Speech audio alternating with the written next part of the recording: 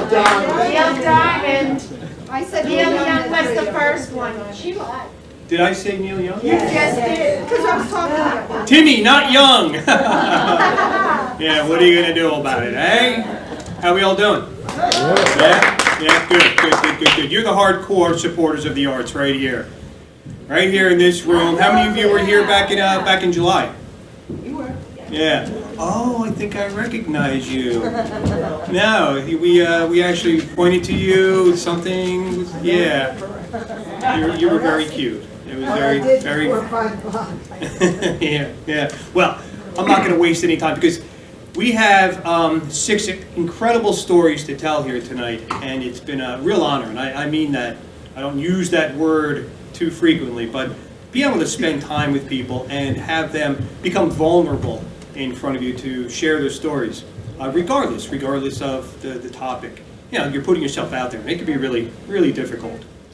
Yeah, anybody who's done it before, you know of what I speak. And it's not so much the, like being first one, you know, she's done quite a bit of speaking in the corporate world, and she's been up here one time before, but just having eyes upon you, listening. Yeah, so we've had a very busy season here at the RFA Lakeside Theater. We have put on the musical Chicago. Yes. Great show. We put on the Mountain Home Companion. Woo! Yeah, we've had some concerts. We had the a drama camp. We're going to have another drama camp coming up. We have 2 of Diva? these. Yeah, the Diva show last week. Yeah. The last night, I mean, it just builds, and the energy is just so intense. It's so much fun. And then we have the Mousetrap coming on the 15th, 16th, and 17th. A murder whodunit. Do you want to know who done it? I'll tell you right here. No. All right. As a matter of fact, we have 2 of the storytellers who were also in the Mousetrap. And you. And moi, yeah.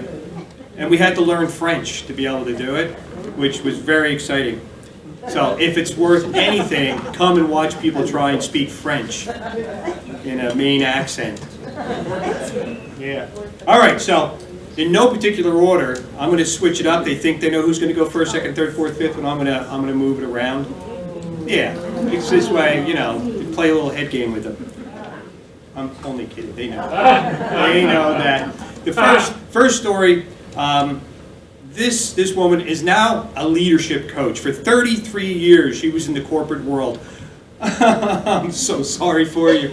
But somebody has to run the corporations, right? Yeah, otherwise, I mean, where would we get our toilet paper from? You know, it's all there. But then she learned and she dropped out. And she's here with us tonight. Put your hands together for Amanda Christian.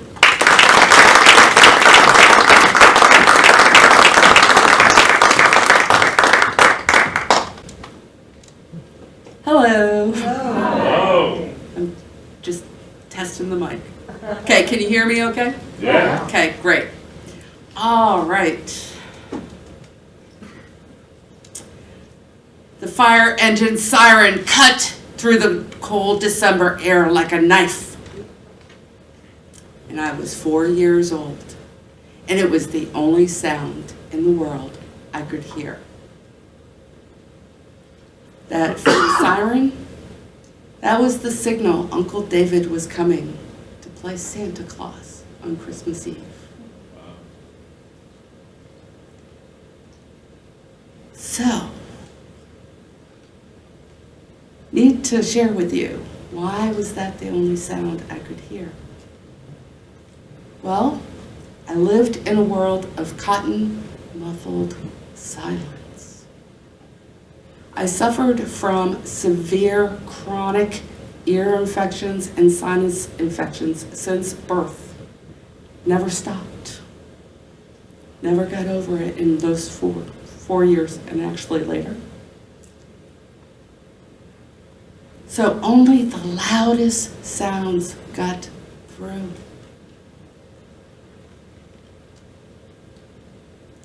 Fire engine, sirens and horns, fireworks, and Uncle David's ho-ho-hos.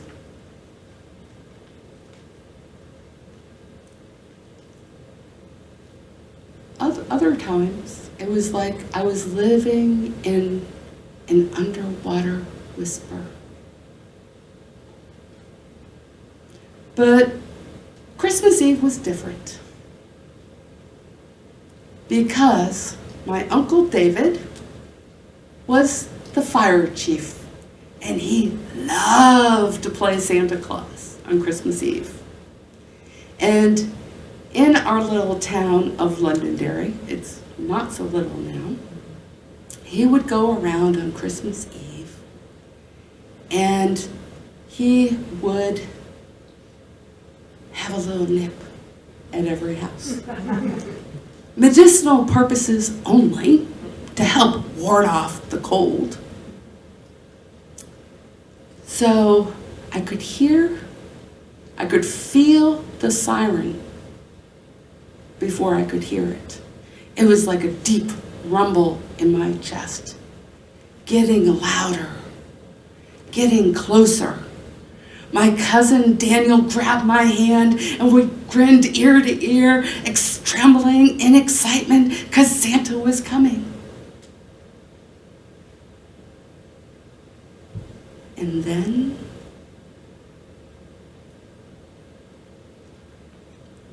I heard the horn. Wah! Wah! Wah!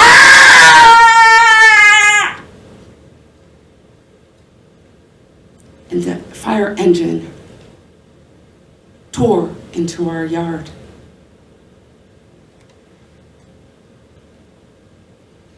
The diesel exhaust mixing with the December cold.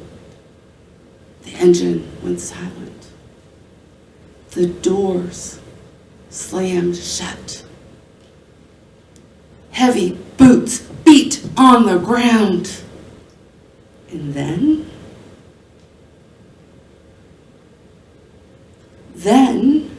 the front door burst open. Ho, ho, ho! There was Uncle David in the doorway, this red suited giant. And they had strategically placed my Uncle Danny close by. And I pivoted and started to climb up him like a tree. My little fingers digging into his sweater as I climbed higher and higher and higher until I threw up on him. Uncle David just chuckled and shook his head and said, well, it wouldn't be Christmas Eve without it, would it?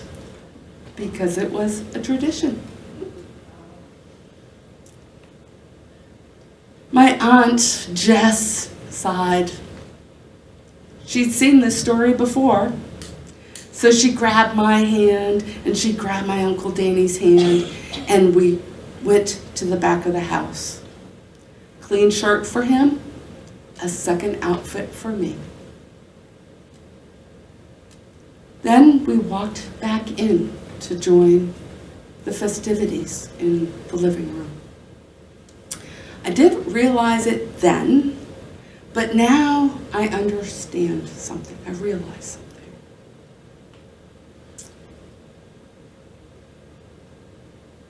I realized that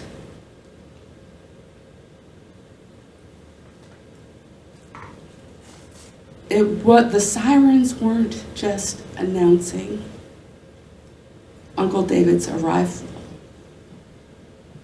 They were telling me something more. You see, my family at that time had figured out a way to really love me, despite my not hearing. I was dressed in red when I went out to play in the apple orchards, so they could spot me at the top of the trees. I I was allowed to go roam the woods with the 2 Irish setters, one on each side. Even though, on occasion, they would have to form a search party to find me. Invariably, I came from the opposite direction with the 2 dogs going, "What's the fuss?" Right? So, and they also had, and what I realized was that they weren't there for this tradition of my upchucking on my uncle every Christmas Eve.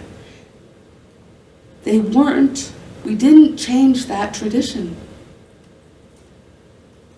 They didn't try to say, "Oh, don't eat anything," or anything like that. They just loved me for who I am. And they were there to catch me when the world got too loud.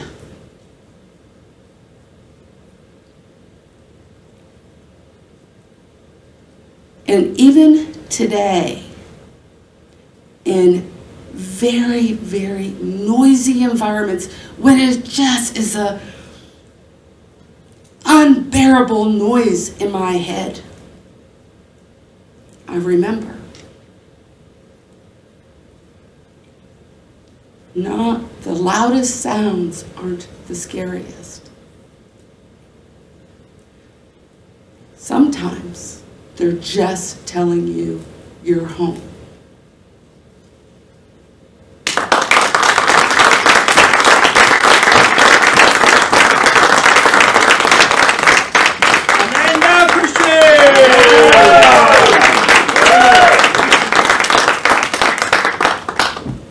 Story. Yeah. The tradition in our place on Christmas was Uncle Walter was puking. But that's when you know the good time's been had. So we started the kitchen table 5.5 years ago. We've done, I don't know, somewhere between 15 and 20 of them so far. And I thought, what's a good name? What are we really doing here? And I think for me it was getting people together around the table and just speaking to one another. And a lot happens around the kitchen table. We all know this, right? So a lot of sharing goes on around the kitchen table. Wow. Yeah, and oh, that's why I have this. Tomorrow is my sister Donna's birthday. She's going to be 71 years old. Could I ask something of you and just say happy birthday? We could sing. I was hoping so. And leave it to you. Yes, that would be, but fast. Not happy birthday. No, happy birthday. Donna? Donna. Yeah, she's the eldest of 8 kids. Yeah, I sat, it was an oval table. Then my mother, then Donna. Had the youngest and the oldest on either side of my mother. To protect us, of course, because all the others were ne'er-do-wells. All right. Ready? Yes, ready. Okay. Oh, that light. Here we go. Okay, ready? Happy birthday to you. Happy birthday to you. Happy birthday, dear Donna. Happy birthday to you.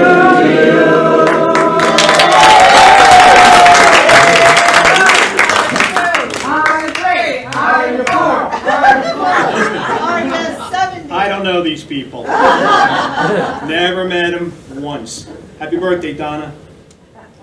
Just like that. Thank you very much. All right, so next story. Ready? Yeah, good. She's been up here before. We're lost without this woman. She retired. How long ago was that now? 11 years. Pediatrician. Has affected many lives, and now we're very happy that she's here affecting ours. Ladies and gentlemen, Valerie Zapolsky.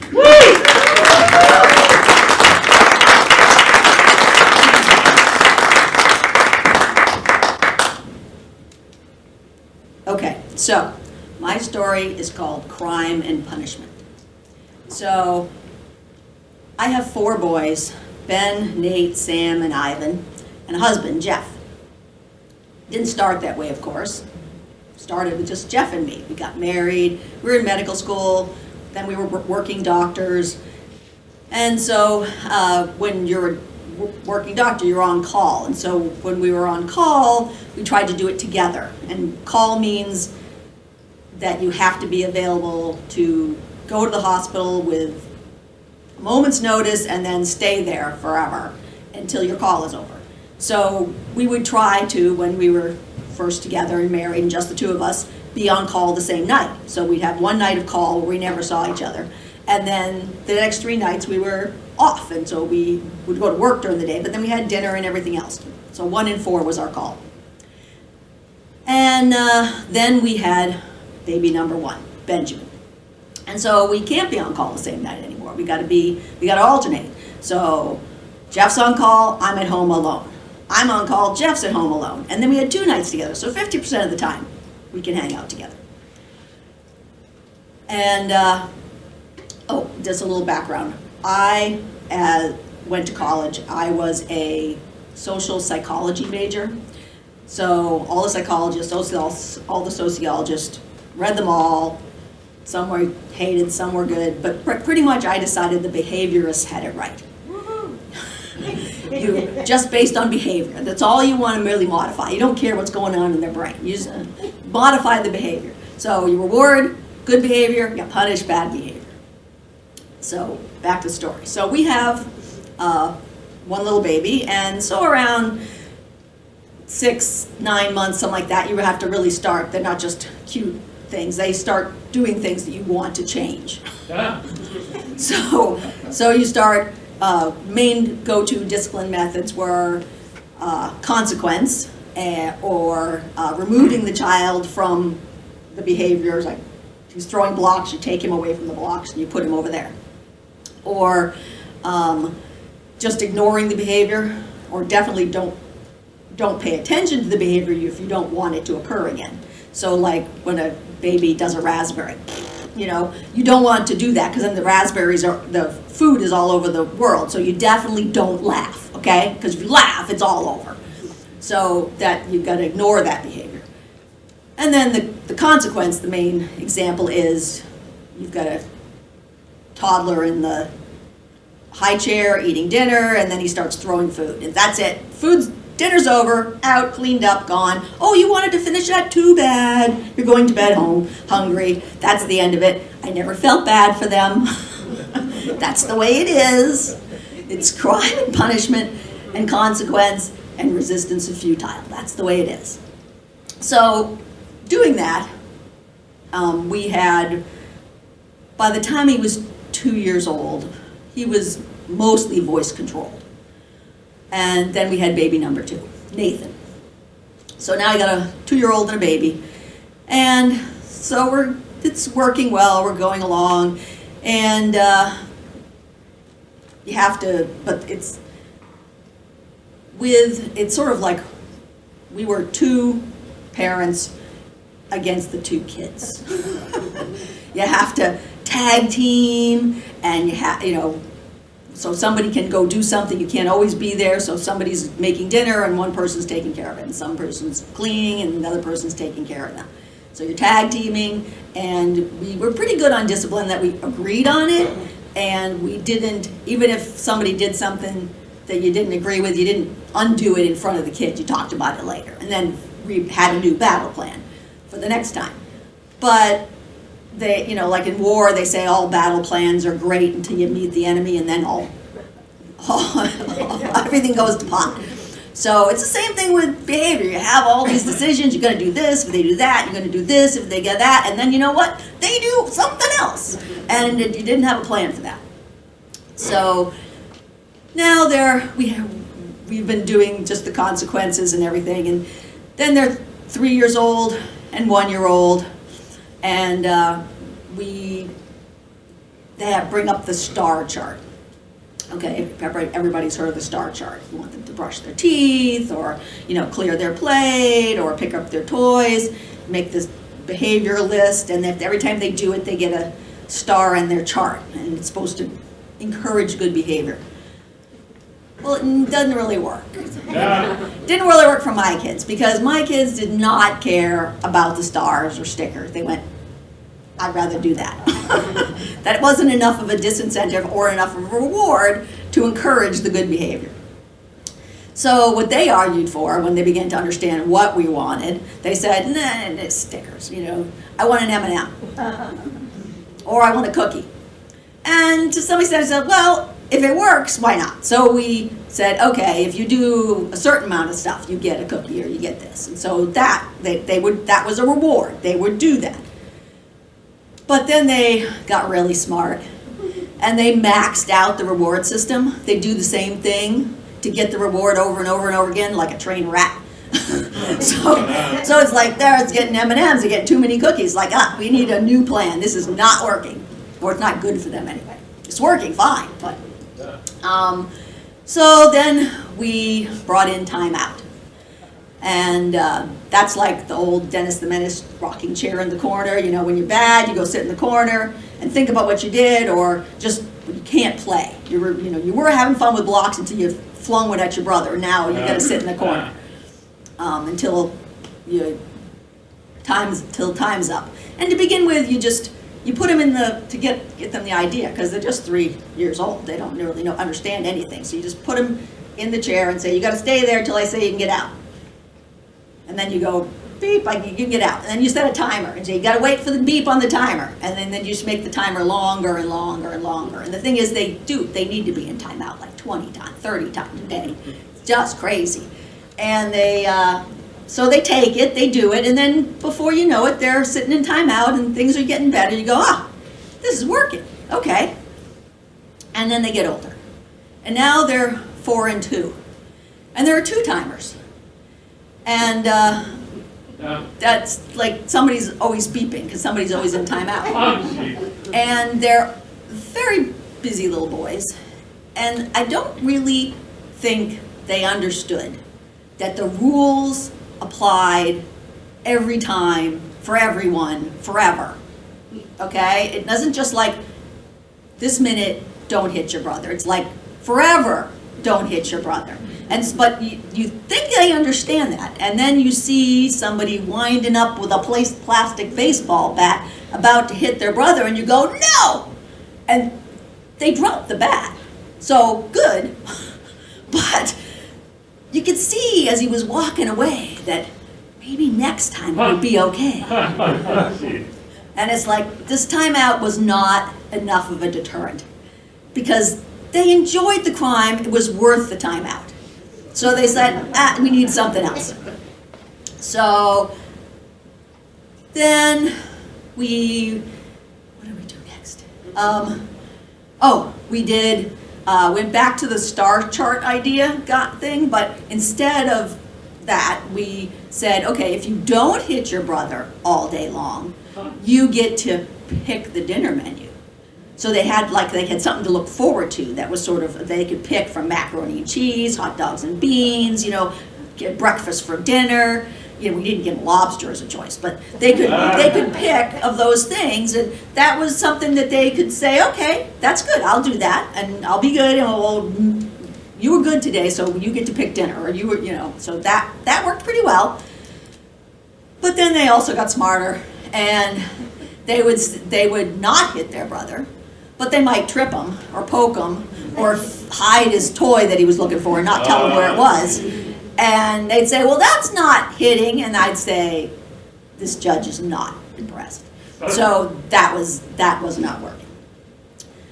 So then we decided that we had to go for the girl. And so we have 4-year-old, 2-year-old, and we got twin boys. So that's Sam and Ivan. And I really don't remember very much about the first 6 months after they were born. I remember they ate every 2 hours, and it took an hour to feed them. And so there was only barely an hour between you put them down and then they woke up again. And so, even if we couldn't both get up together, we'd be zombies. So we tag team.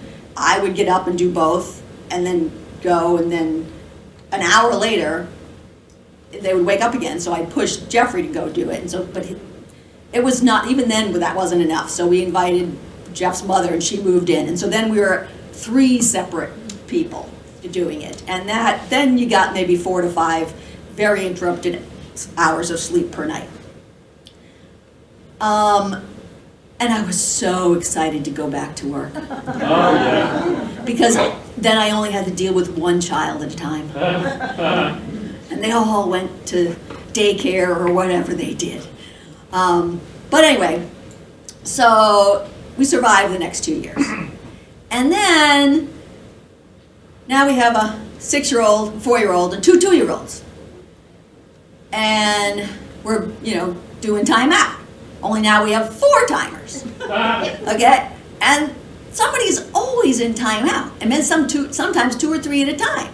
And because they're naughty and they're busy, and eventually they get to the point where they're in timeout because they didn't sit in their timeout. So it's like, and they all jump when the timer goes off. They all jump up, say, "It's my time." And it's like, that's it. I can't take it anymore. We need a new plan. And so I instituted push-ups. And so I figured, the Marines do it. It's healthy. It would expend some of that energy. And so they started at 6, 4, and 2 doing push-ups. They're they weren't very pretty push-ups to begin with, but they knew what they were because Dad did push-ups, so they knew what a push-up was. But, you don't listen to Mom, tell you to get down or do 5 push-ups. And it was quick. They get down there to do 5 poor push-ups, but they did them. And I said, okay, you can go back and play.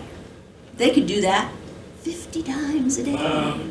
But they would choose it. I'd say, well, if you don't want to do push-up, you can sit in timeout. Oh, no, I don't want to sit in timeout. I'll do push-ups. So they do push-ups. And they got really good at push-ups. And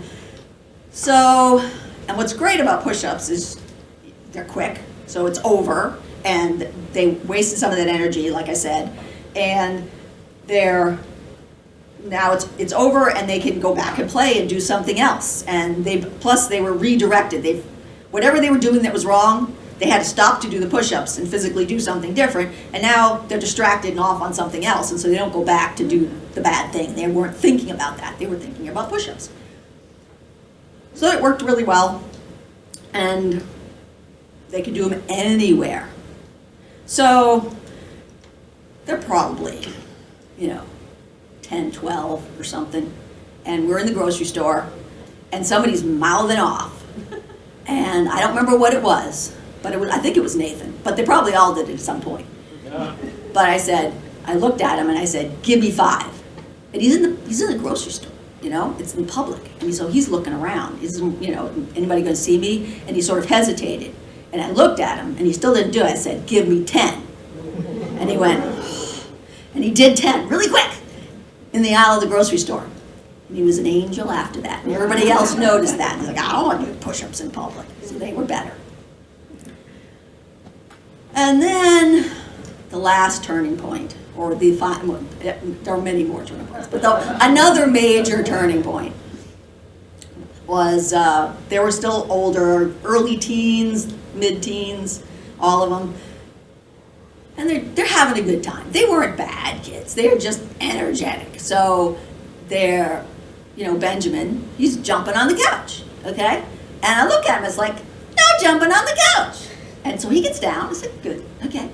And then Nathan thinks it's his turn. He's jumping on the couch.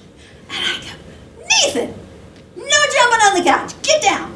And he gets down, he's smiling, and Sam and Ivan get up, and they're jumping on the couch. And Jeffrey comes up, and he goes in there, and he starts jumping on the couch. I looked, I was like, "What are you doing?" And he says, "It looked like fun." And I looked at him like he was crazy, and I said, "Give me 10. And he looked at me, and he thought about it for a second, but he could just he knew he was going to be a dead man. Because it was like there was a very chaotic future looming if this was allowed to continue. And so he got down and gave me 10. And the kids thought that was the best thing. They all, hey, Dad, and they all jumped on his back, and they took turns sitting on his back while he did more push-ups. And it turned into a great time, but that was like a major turning point, because even Dad could be made to do push-ups.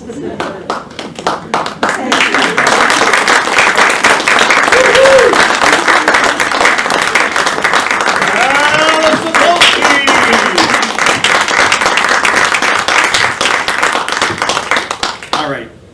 Just so you know, the statute of limitations has passed, all right? No falling typhus, none of that. And just so you know, this is a different generation. I'm looking at you because you're like, oh my God! What is going on here? Just different time. And, boy, what great boys you do have. Yes, you do. Yeah. And that includes Jeffrey, too. I don't know if he realized it, but he was conditioned. You're conditioned, Jeff. Do you hear me? I hear you. Yeah.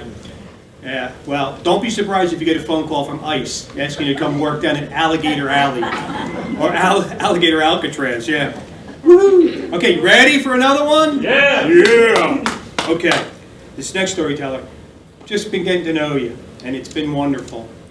Sidney has been in the pit singing at shows for some time. She just recently joined us at the Mountain Home Companion, where she recited some of her poetry, which was fabulous. She's had, I think, 8 books published. Yeah, and she taught down at the University of Florida for 27 years, but she's here with us tonight. Put your hands together, please, for Sidney Wade.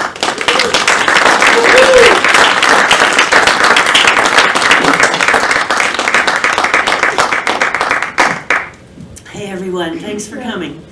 So, it's 1977. I'm 26 years old.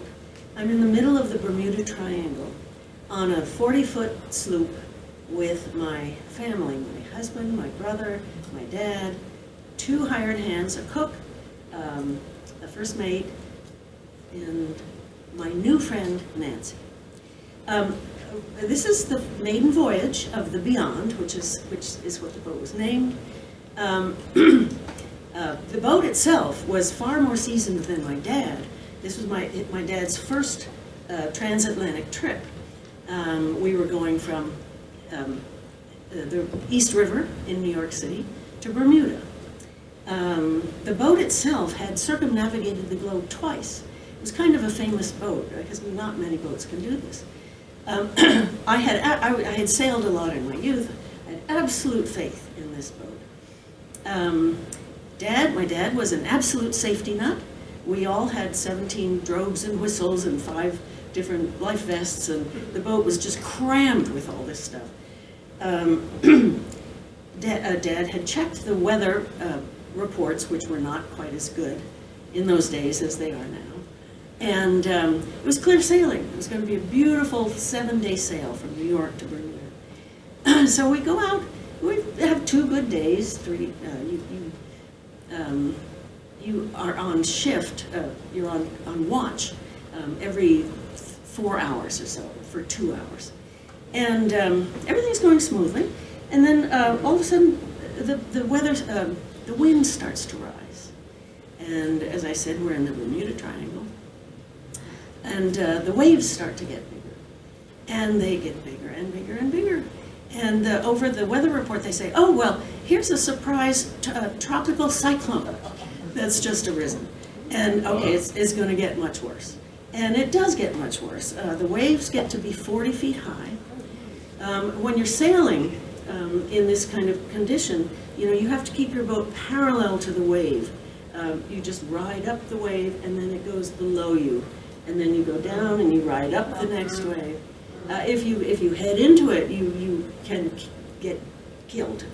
You can pitch pole, and that's the end. So that was our job on watch. The wind is howling. It's I don't know, 70 miles an hour. You have to take down all your sails. You're motoring to keep some headway so you can manage the trajectory of the boat. And while you're on watch, you can guarantee every 4 or 5 minutes, a wave is going to wash over your head. Of course, you have your wellies on, your yellow coat and pants, but the water gets everywhere. It's Gulf Stream, so it's not cold, but the inevitability of every 4 minutes, whoosh, this water going over your head, it drove me crazy. I was not afraid for my life, but this thing really got to me. It was terrible. And so then you go down into the gangplank, and into the gangway, which is absolutely, totally messed up because all the stuffed cabins, all the safety equipment has gotten onto the floor. But everybody's too tired to pick it up. The cook has been sick for a day or two, so we didn't have anything to eat. Anyway, things were not fun. So Dad is gonna. And then all of a sudden, this terrible sound would happen irregularly.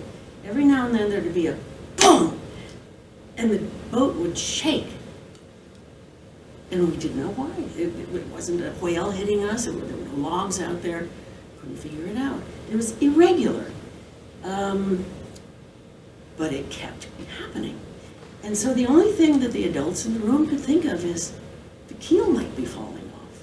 And if you know sailboats, the keel is the only thing that keeps you upright. This is bad. So Dad gets on the radio and calls the Coast Guard. And they say, well, we're going to send a Coast Guard cutter down to see about this. The Coast Guard cutter was in Nantucket, and it would take 24 hours for the boat to get to us. The law of the sea says that when a vessel is in trouble, the nearest vessel has to come to its aid, which means circling the afflicted boat until something is resolved, or sending out help if the boat capsizes or whatever. So the first unfortunate boat to cross our path was a Danish tanker, an oil tanker. And there we go. Thank you.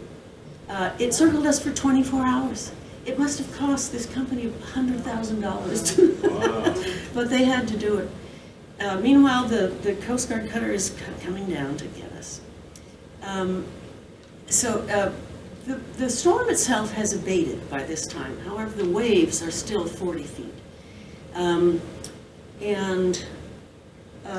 The agreement is the Coast Guard cutter would send their chief engineer onto the boat to see if he thought, indeed, the keel was going to fall off. If he thought it was going to fall off, we would be evacuated from the boat, and the boat would be towed to somewhere. If he didn't think that was the case, we would, sail on to Bermuda once we could. So they send a Zodiac. You know what a Zodiac is? A little rubber dinghy from their boat to ours.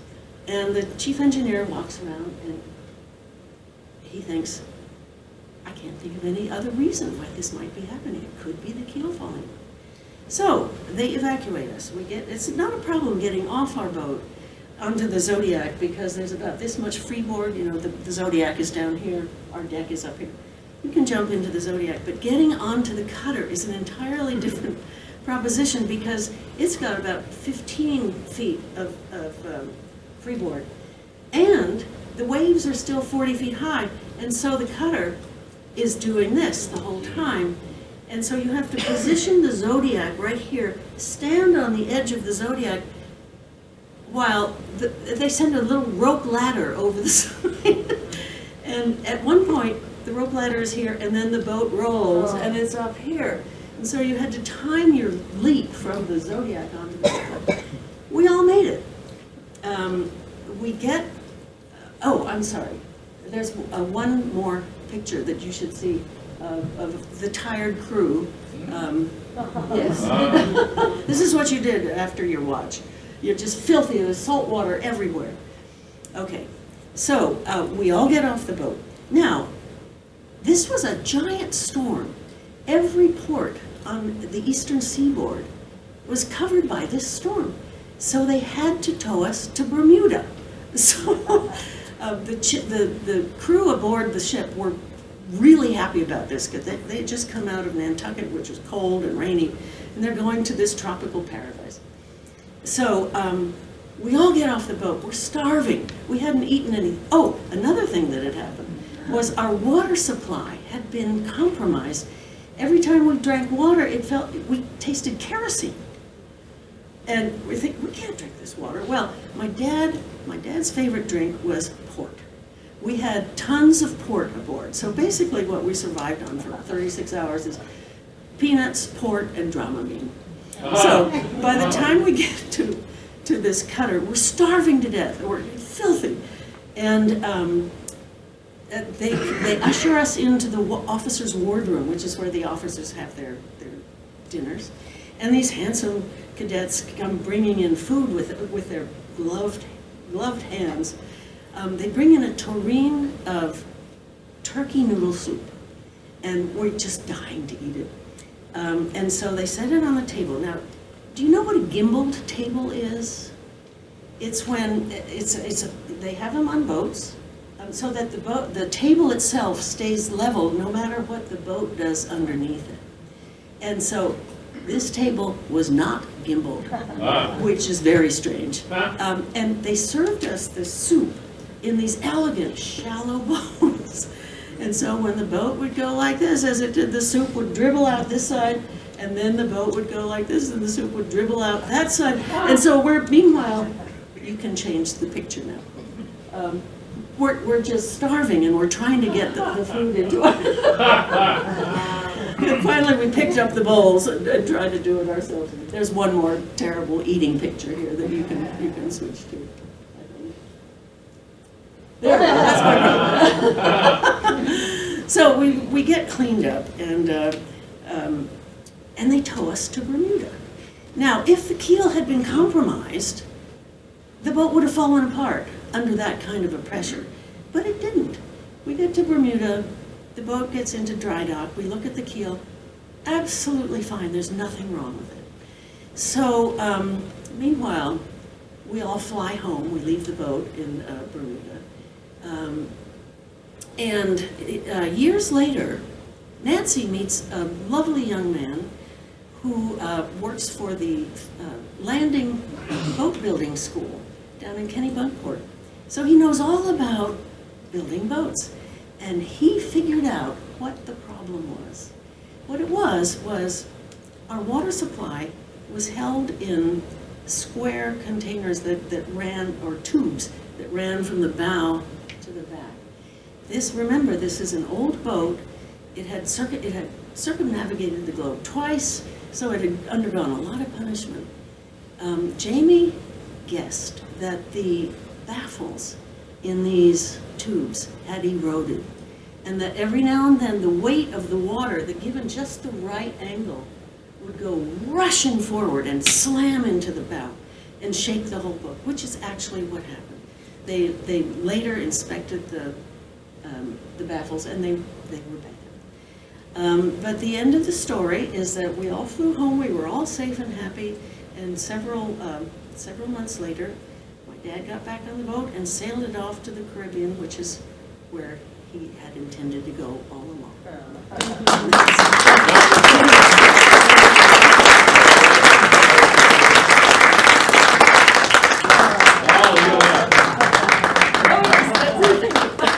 Wonderful. We're clean and happy. Look at the legs on this guy, huh? Oh, yeah! Nobody's lonely on the open ocean. No, sir. Is that your dad? That's my dad. Ah, Daddy. Was he the captain? He was. He was. Yeah, what was the name of the boat again? The Beyond. The Beyond. So, I guess if you had two other boats, it could have been the Bed, the Bath, and the Beyond. Oh, geez. What? How much did you pay? I don't think so. So, when we have these performances, I will throw out occasionally a theme when they ask, I don't know what story I should tell, and so I'll just get their minds going. yeah, this will be the word.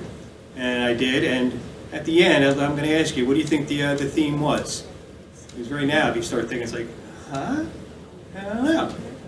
Yeah, well, this next one may help.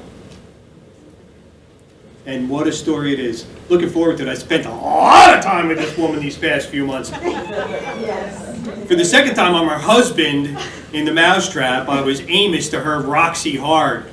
And boy, was I a sorry case and a half. But a happy sorry case. Yeah. She is a cowgirl, and on a steel horse she rides. Mm-hmm. Ladies and gentlemen, none other than Ann Crump.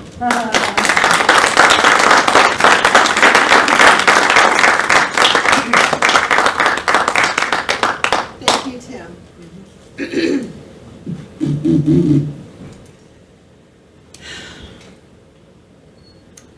I got married at 35 years old, and I wanted to be a mom.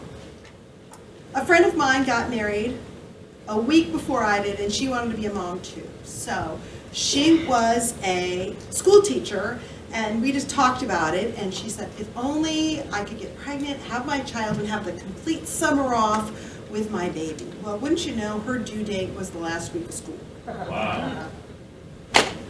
So, being 35 years old, I was of advanced maternal age. And, you know, that means more testing, more complications potentially, all of that nonsense. So, she, you know, had a very good pregnancy, had her baby, everything went well. I got pregnant, and I didn't have an OBGYN, so I found this wonderful doctor, Dr. Lemonier, and I went and, you know, you're pregnant. Yay! So everything was, you know, in plan, in what we wanted. But something wasn't right. So they did blood tests every other day, and still something wasn't right. And you heard a heartbeat, but something wasn't right. We didn't know what it was, but we knew it wasn't right. So I was a pharmaceutical rep at the time, and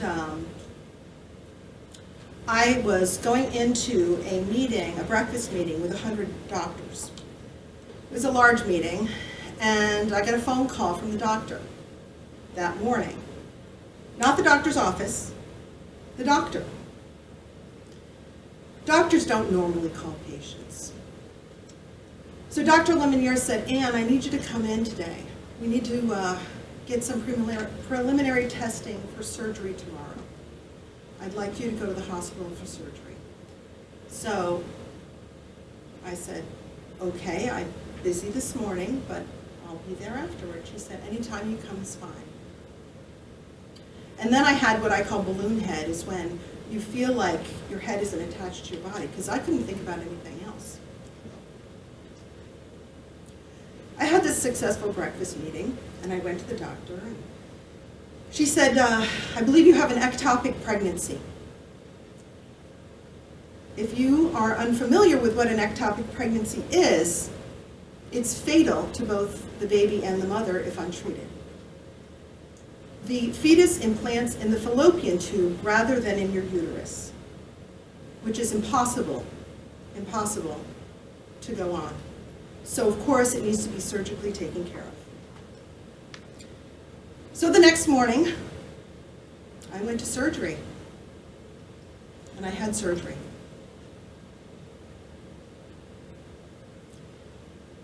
Time went by for me to emotionally and physically heal, and I said, okay, I'm going to do this. I want to be a mom. So I got pregnant again. And I was like, this is, you know, great. I'm going to have a baby. Something wasn't right.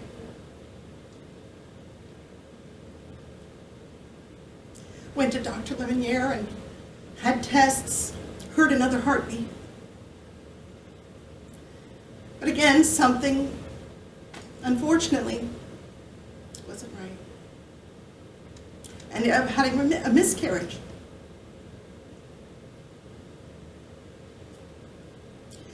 So again, time has to pass as you emotionally and physically heal.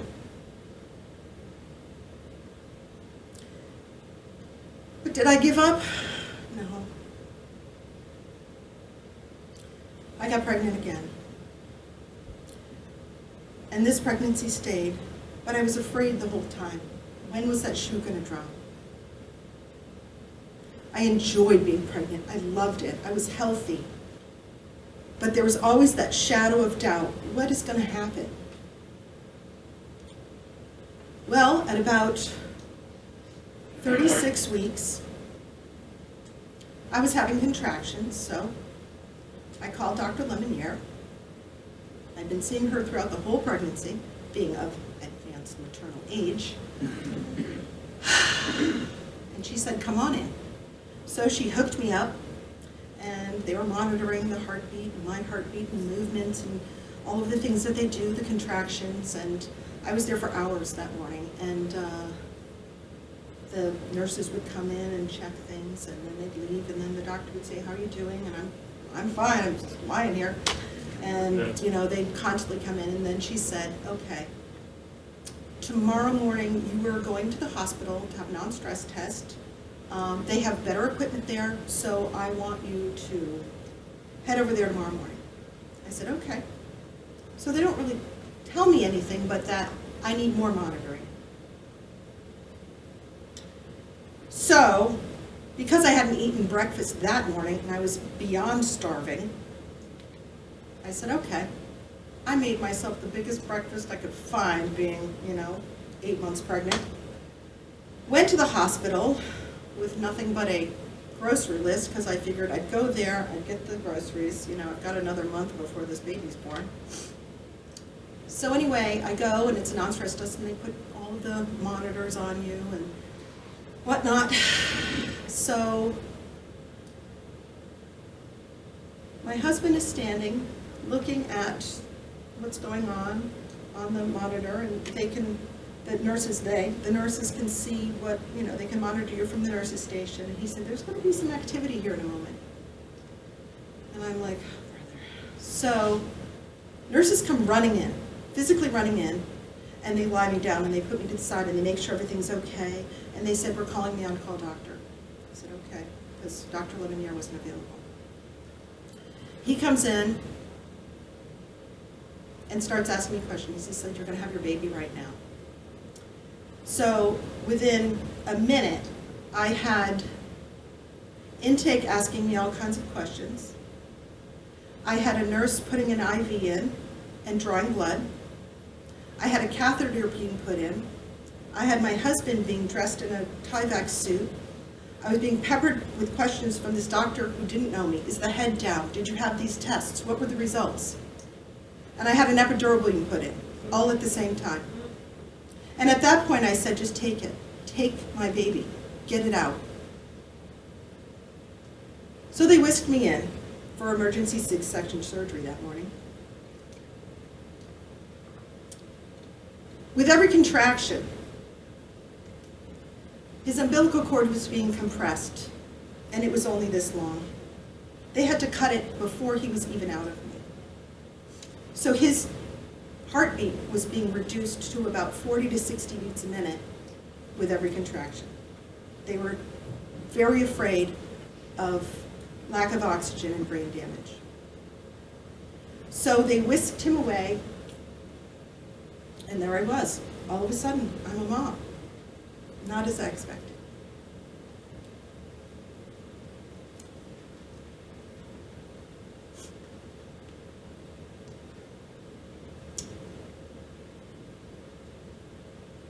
I did it all again. So I have my son, who's 19 right now, he's right there.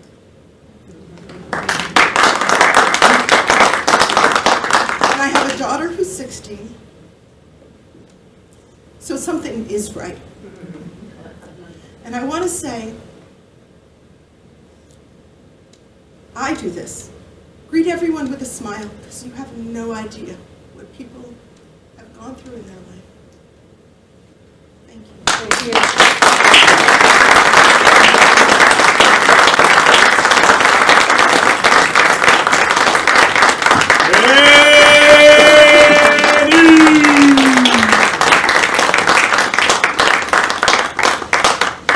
So Adam, how many times have we heard this story? How many times have you heard this story? Have you? Twice. Twice, really? Tonight Wow. and the other night. Wow. Good for you. Good for you. Did you see Diva? No. Well, if you want to see like a reenactment of your birth, she did a skit on Alien, and it came out, and it was like really. I saw that puppet. That was an impressive puppet. It was. No match for you. You're definitely more handsome than that puppet was. Yeah. Thanks for sharing. We have 2 more stories. You ready for the next one? Yeah. Yes. So am I. Yeah, she's gone for the record of how many times telling a story at the kitchen table, and I'm really delighted to have her back again. This woman, she resides in Massachusetts, but she lives in Maine. She's an auntie to many and a grandma to 2. Put your hands together for Marie Sutherland.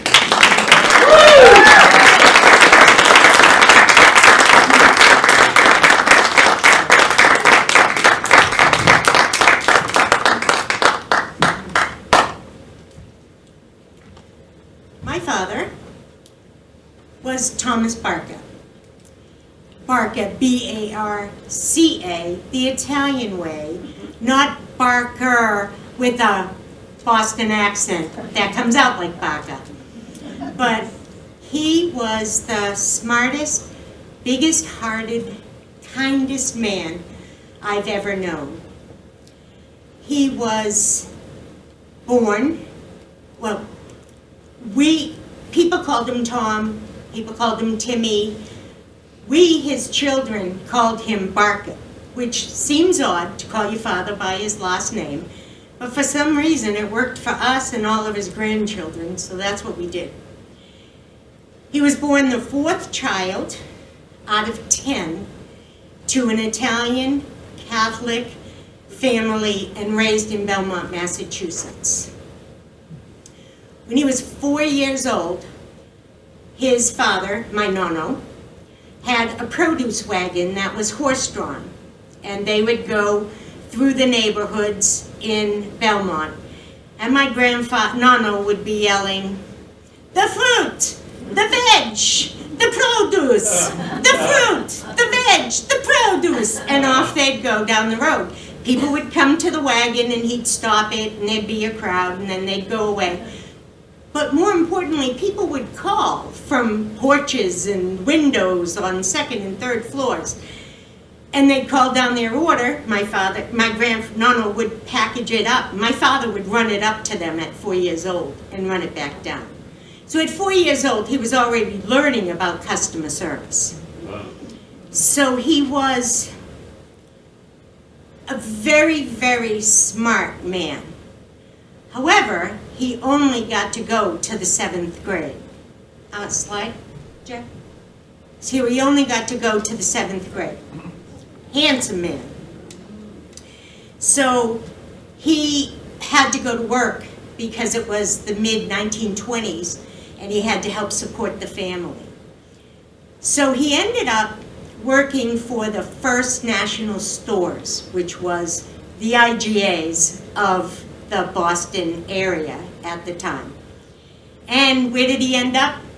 The produce department. When he was in his 30s, like most men at that time, he went into the Army to go serve in World War II. When he came back, he went right back to Belmont, Massachusetts, and right back to the First National. But now he was the produce manager. So when everybody wanted to go out and dance and carry on a Friday or Saturday night in the Boston area, you went to the State Ballroom. So one night, my father would go on the weekends, and this one night, there were 2 women being harassed by a drunk. So my father went over, ended that situation, ended up marrying one of those 2 women, my mother. So they dated for a while. Next slide. They dated for a while. Still very dapper, my father was, and my mother too, but my father really. And then they married, had their first daughter. So she was born in July. The following July, they were expecting another child. And so my father is in the waiting room, waiting for the baby to be born, because men were not in with you when you were having babies back then. So he's walking back and forth, and they're all smoking and carrying on. And the nurse comes in, and she says, "Congratulations, Mr. Barker. You have 2 beautiful baby girls."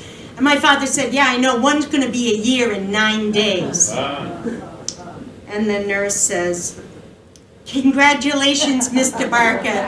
You have 3 beautiful baby girls." And my father said, "What am I going to do with that?"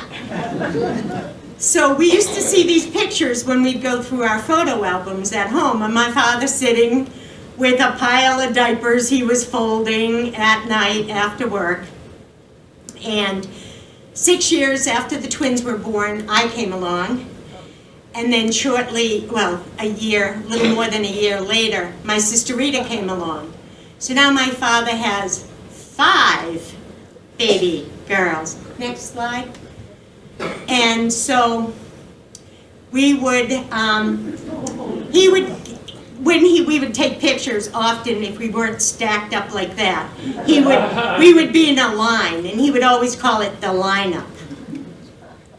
So 5 baby girls. And the year I was born, he decides he's going to buy his uncle's little store, which was akin to Lakeside or a OG. So my father decides he's going to buy this store, and he's got 5 girls. The store was the typical spa of the day. It had opened in 1910 as the Watertown Fruit Market. Did you see the theme with my father here? Always fruit and vegetables. So it was Watertown Fruit Market, and then his uncle John, turned it into Barker's Spa, and SPA, Spa, to the Italians back then meant like a variety store. It was a little convenience store, but with lots of variety. Not like you go to a spa now. So my dad bought the store, and it had the typical counter with the 5 little spinning stools. We had coffee and donuts and penny candy and ice cream sodas and milkshakes and fraps and cold sandwiches. So that's what my dad did. He owned this little store that opened every day at 6:30 in the morning, Monday through Saturday, and closed at 10:30 at night. Whoa. But on Sundays, he didn't open till 7:30 and till 10:30 at night. And he was there almost every hour the store was open. He came home for 1 meal a week, and that was Sunday dinner at 1 o'clock. He would come home, and we would sit as a family. The only meal I ever sat with my dad to eat was Sunday dinner. So when I was 6 years old, I get a birthday card from my father.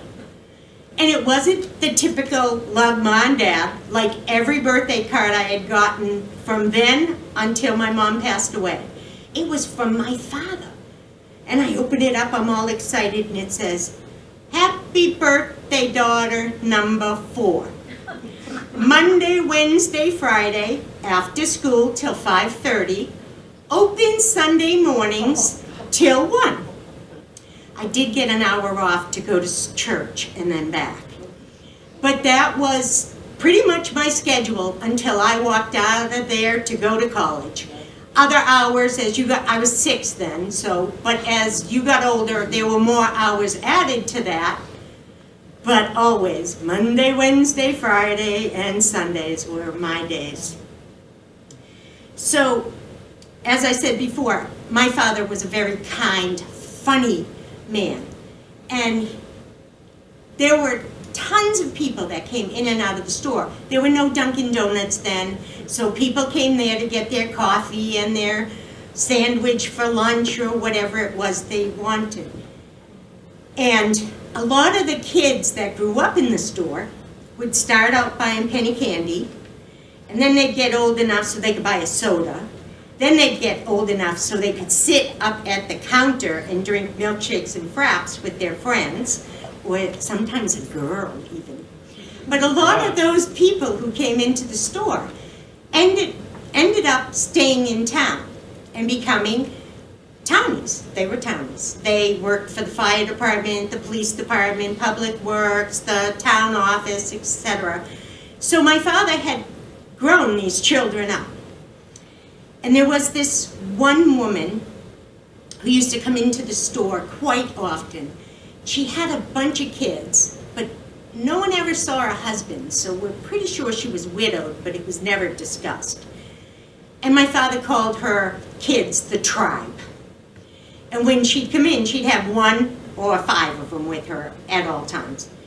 So there was this one day she came in by herself, and she never bought anything frivolous. She would buy the milk, the bread, a can of beans, a thing of corn, whatever it was, but never anything frivolous, not even a newspaper. I mean, when I say bare bones. So this one day she comes in, and she's walking back and forth in the store, and she looks into the ice cream case, and she walks away, and then she walks back, and she looks into the ice cream case, and my father says, "Hey," I was about 9 at this point in time, and my father said, "Hey, what's going on?" And she said, "It's one of the kids' birthdays, and I made a cake, but I thought I might be able to get some ice cream, but I can't afford it." So my father opens up the ice cream case and takes out that brick of ice cream that's how the half gallons of ice cream used to come. He takes out the Neapolitan, and it's the vanilla strawberry chocolate, snaps the bag, puts the ice cream in the bag, and hands it to her. "Mr. Barker, I can't afford this." And he says, "It's okay. It's on me.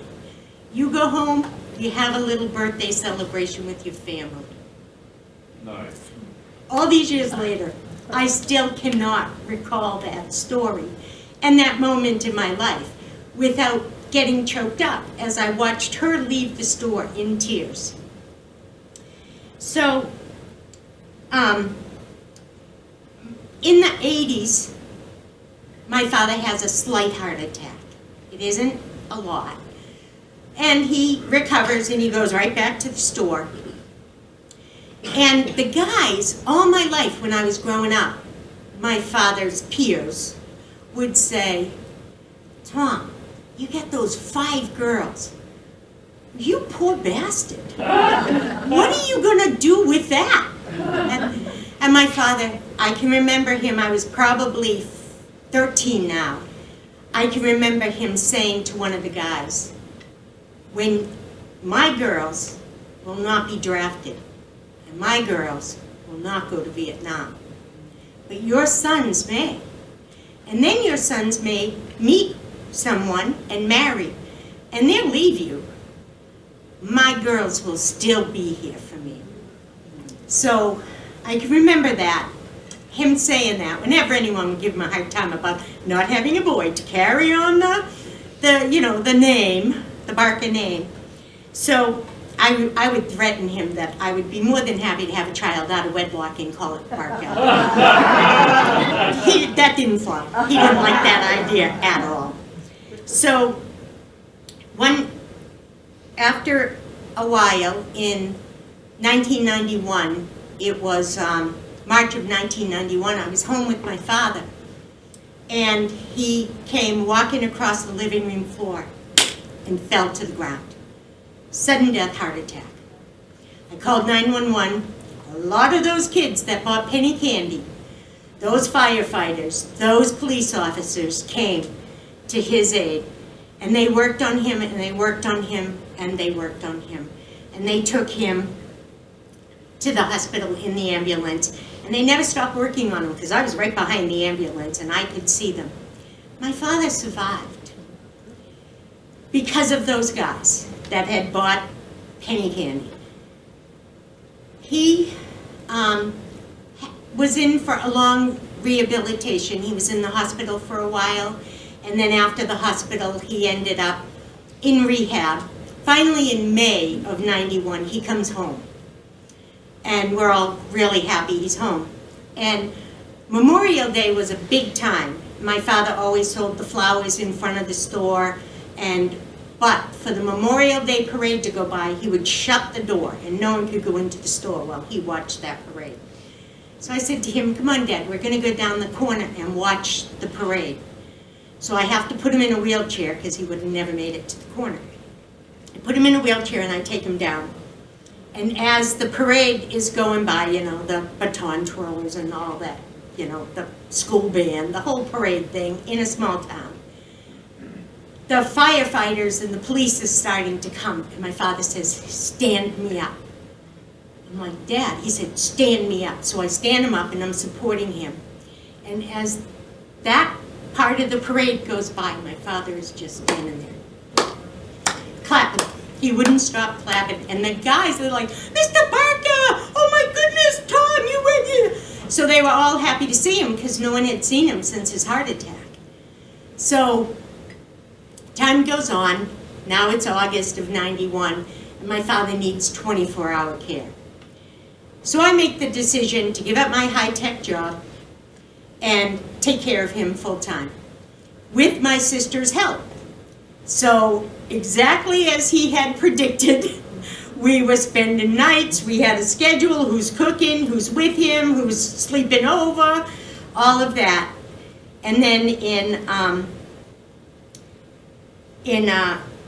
so my father's words came true, that his girls never did leave him. And 3 of us had married and had families, but still that schedule was what kept him going for that 24-hour care.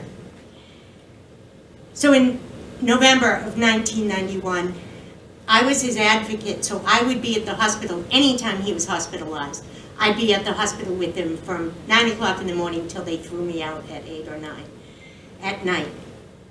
And I go into the hospital one day, the rehab hospital, and he's lost his sense of humor. And I think, oh, this does not bode well. Because my father's sense of humor was fabulous. So he ended up dying 2 days after that particular moment. And I still know in my heart that as he learned customer service at 4 years old with his father on the produce wagon, I learned customer service starting at 6 years old, being with him at the store.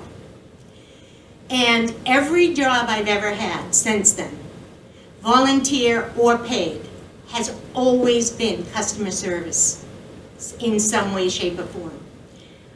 When I was, I worked with my dad, then I was a candy striper, then I went into daycare for a minute, and then high tech for a long time. But every job, even in high tech, I ran help desks or telecommunications groups. I always was in a group that served other people. And I know that his love of family, his customer service skills, his sense of humor, and his heart is partially how my character was built. But not partially, completely built. But the most important thing I learned being with my dad was the love of family. Next slide. The love of family. So here's the lineup at my wedding. The only wedding pictures I could show because it was mine and they can't say anything. And then the last slide, please. And this is with all of his grandchildren and the 5 of us and our spouses. But the love of family was key in my life. But most importantly, what my father left me with is whenever humanly possible in your life, you take out a brick of Neapolitan ice cream and you hand it to someone who needs it at that moment.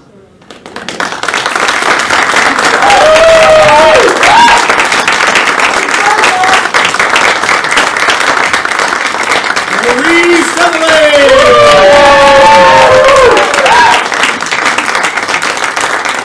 You heard some good stories, haven't we? Yeah, you're a great audience. I really appreciate you being here. No. That looks like every American family I've ever seen. Every Italian American. Well, yeah. Very, very large. You know, when I first started the kitchen table, one of my ideas was that it would be multimedia. You know, not just like the moth, any mothers out there, you know, where you stand, you tell the story, but you know, you have the pictures being shown here or a movie. People have come up, they've played musical instruments. There's a lot of different ways that people have told their stories. I say that because of this next storyteller. This fella, I was very fortunate to meet him some years ago, and I talked him into doing The Odd Couple with us 2 years ago, and he was a lot of fun. So much fun that I think we're actually friends. I didn't ask, hey, will you be my friend, David? I know. God, I hope he doesn't say no. But I'll survive. And now here he is this summer. He also is in Chicago.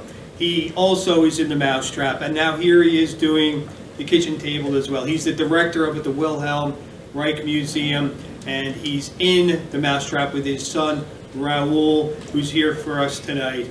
And I just want you to greet him with a round of applause, Mr. David Silver.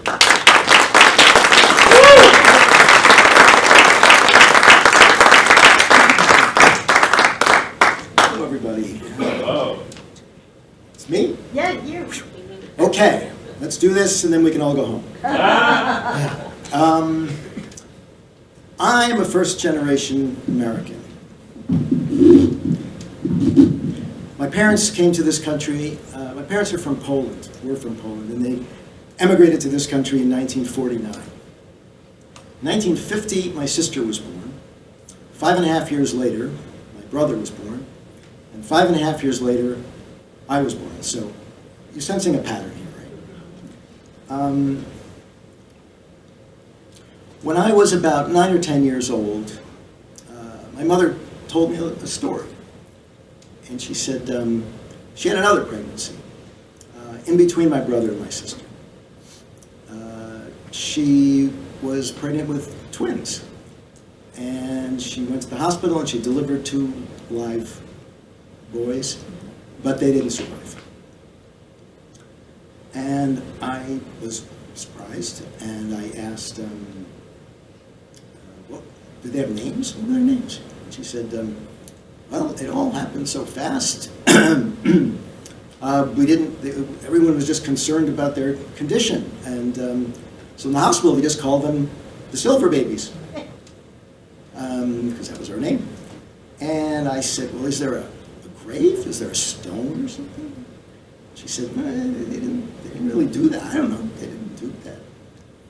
So in my kid's imagination, at that time, I pictured a little graveyard next to a hospital in Albany, New York, with little stones where the babies that didn't make it were buried. And one of them said Silver Babies on it.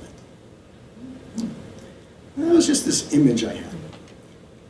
Nearly 20 years later, and also, you know, these stories were told, people, my parents and a lot of their friends, they've been through a lot of stuff. But when they told stories, it was usually without emotion, because it was stuff that happened a long time ago. Nearly 20 years later, I'm in my late 20s, I'm at my parents for dinner, and this story comes up, and I ask my mother about it.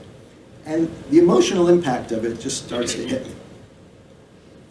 I mean, this is really something. I mean, here are these people who suffered a lot. And by some miracle, after World War II, they were alive. And by another miracle, they were in America. And they had modern medical care. And by another miracle, my mother was pregnant with twin boys. And yet, It was a tragedy. How do you move on from that? So it just started to mean something to me, because this wasn't about relatives who perished in prior decades, thousands of miles away. This was my immediate family. These were brothers. And they were just, so the story stuck with me, and I felt I needed to do something to process it. I went home that night, and I started to write some stuff. See, I was, at that time, I wrote music software for a living. And I had instruments, and I had recording equipment, and I had computers, and I used to compose a little and play keyboards, but I wasn't a songwriter. I didn't think of myself as a songwriter or a singer or anything like that. But I started writing some lyrics. I just was trying to express how I felt about this. And then I started to set them to music, and then I started recording, and suddenly I guess I was some kind of a songwriter. And within the next few weeks, I had a song about the Silver Babies called Silver Babies.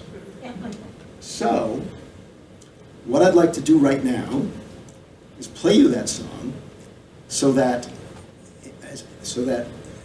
as I tell you this story now, I will be helped by the story I told in music to myself, really, 36, 7 years ago. And also, I want to mention, a few friends heard this over the years, but it was just sort of in the vault. And last year, I got out the master tapes and I digitized them and I remastered it and remixed it, and which is serendipitous, so that it's can be here with us today.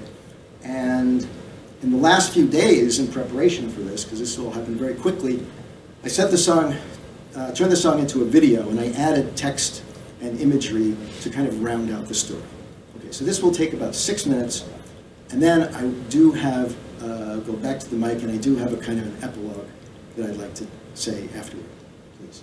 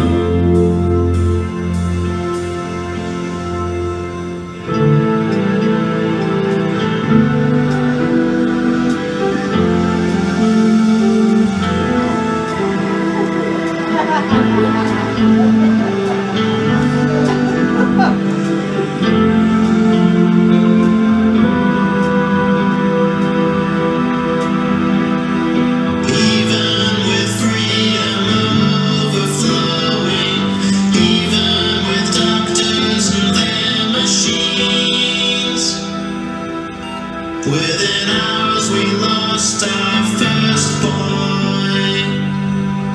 Within days they said the other twin is gone. Bags of grief, zippers shut. Our baby boys, our bundles of joy, come and gone so prematurely they didn't even have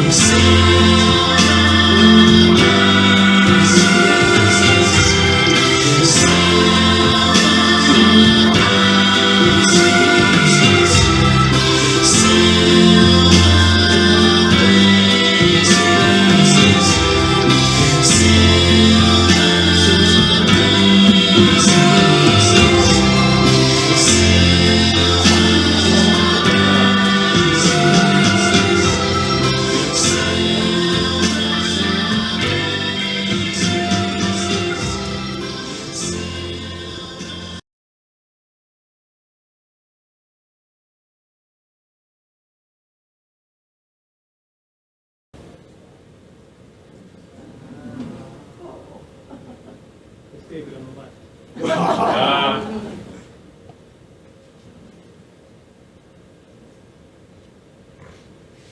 A little self-indulgent that I made you wait for this. That's all right. That's Raoul. That's Raoul. That's the Rose who was 27 ounces when she was born in 1950.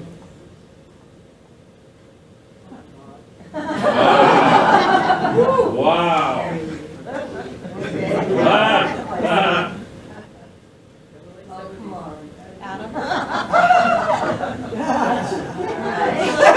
Wow, look at that hair.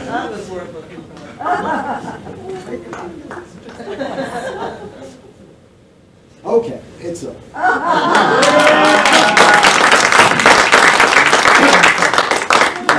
There is a bit of an epilogue. In fact, this part of this story, it just happened yesterday. So silver babies for me became more than just the silver babies. It became a kind of a metaphor for the unlikely fact of the continued existence of my family as a going concern on planet Earth. And I considered myself and my siblings to also be silver babies. And at the core of this, obviously, it was my father, who was born in 1910. He was a carpenter, old world carpenter, but he also was cultured. He played the violin, and he wrote poetry in Yiddish. And nothing made him happier than to have, than to be able to read one of his poems to a gathering of people from his community. And I have one of his poems. And it's probably not one he would have read because it was a very personal one to him. And when I looked at this recently, I thought, similar to the way I needed to write Silver Babies to process some tragedy that I was feeling, I think, well, it's obvious. That's what motivated him in writing this poem, and it will be somewhat self-explanatory. He was married before the war, shortly before the Germans invaded Poland.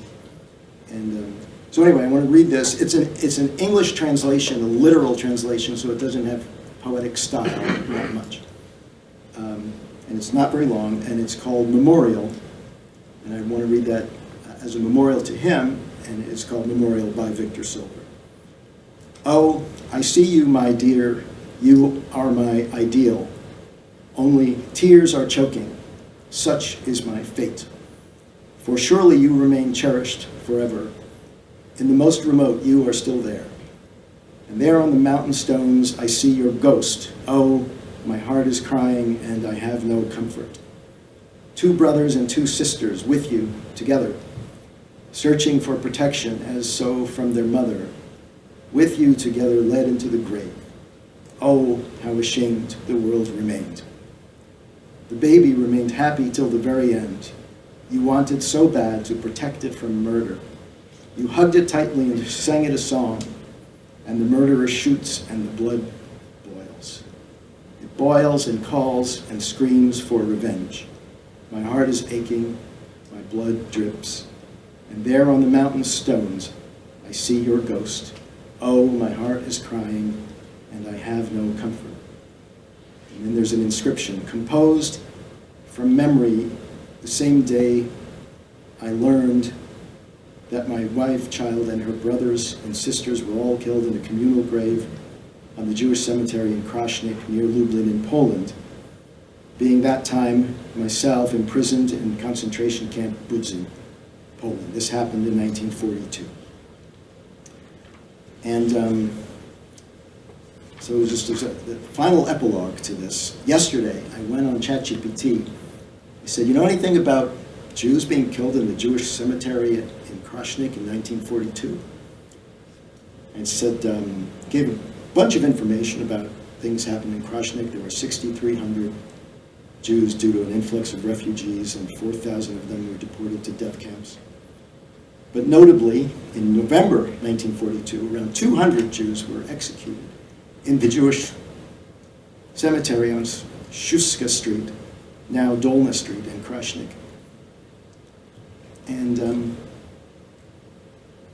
So, we hear about the magnitude of death all over the world, really, during World War II. But every one of those people, had a family. And now I know that of these 200, this tiny little group of 200 that were murdered and dropped into a communal grave at this cemetery in November 1942, we know who 6 of them were. My father's wife, Mincha Sonnenblit, was her maiden name. Her 2 brothers, I know their names, Abram and Benjamin. Her 2 sisters, I don't know their names. And her child, it's like a toddler, Nuchem Zilberknopf, who would now be 84 years old. And that's my brother. And so he's also the last silver baby. Thank you.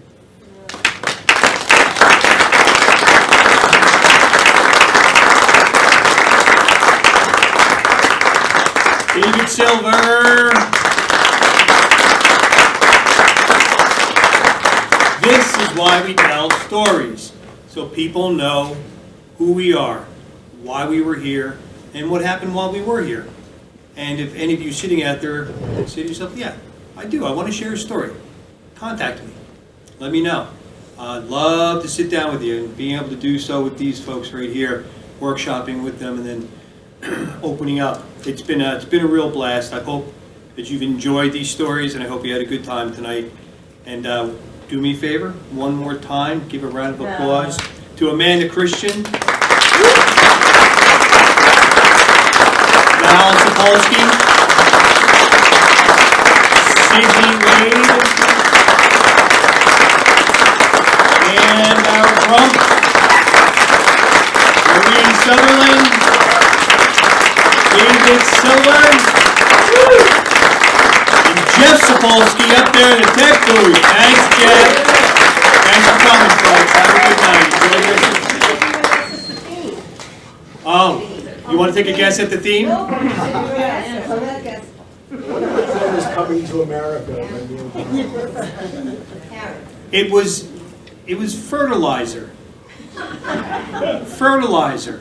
When you think about where things come from, for Amanda, it was the love of her family and understanding who she was that her love for them grew, and the love that she's been able to share with other people. Sidney, that circumstance that she was in, because of the fertilization from that ordeal, her lifelong friendship with her friend Nancy. And just sheer determination, yeah, you could be fertile, but I'll tell you, the way that the women are treated in the healthcare system, it's pretty horrendous. And not taking anything away from doctors, not taking anything away from hospitals, but then her determination brought into the world Adam and Lila, and then Marie. It's all about it. That's right. They used to have families with 10 kids. It was like a competition back in the day. Yeah, and David, there it is. Make no mistake about it. You keep going. You keep going. And the fertilization, I hope that you all get to experience the inspiration and love and the fertility of that. Yeah. Thank you.